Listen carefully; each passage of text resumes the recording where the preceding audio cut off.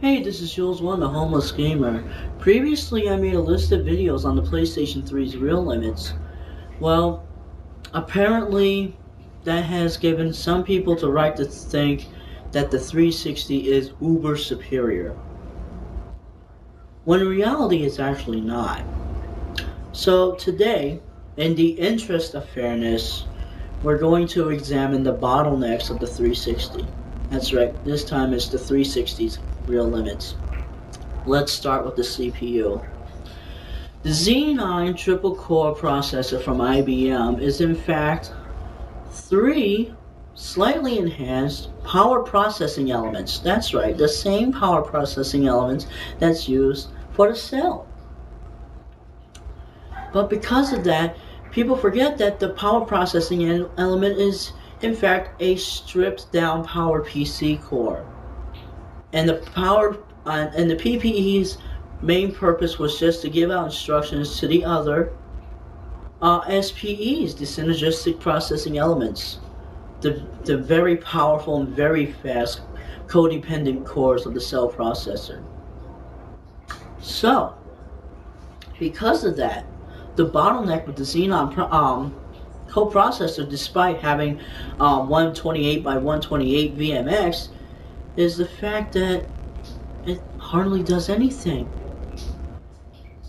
And it's a very fast processor, but it's very stripped down when it comes to physics calculations and other heavy graphic related stuff. So stuff that's supposed to be done on the CPU, like AI and physics, has to be done on the Xenos GPU. That's right. The Xenos GPU has to actually handle more physics than it's capable of, more stuff than it's supposed to, because it has to help out the very weakened CPU of the 360. And that's actually a very restricting bottleneck, because in comparison, the cell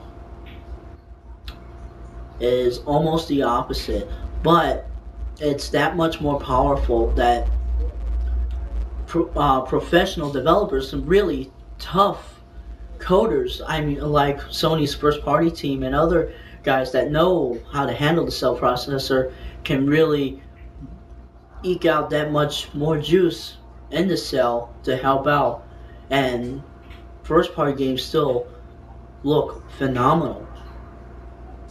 So the CPU is actually one real bottleneck of the Xbox 360. Very stripped down. Not a wise move from Microsoft to actually make a deal with IBM to actually take a component from the cell broadband engine without knowing what the cause and effect would be. This is Jules1, Homeless Gamer, signing out for part 1 of the 360's Real Limits.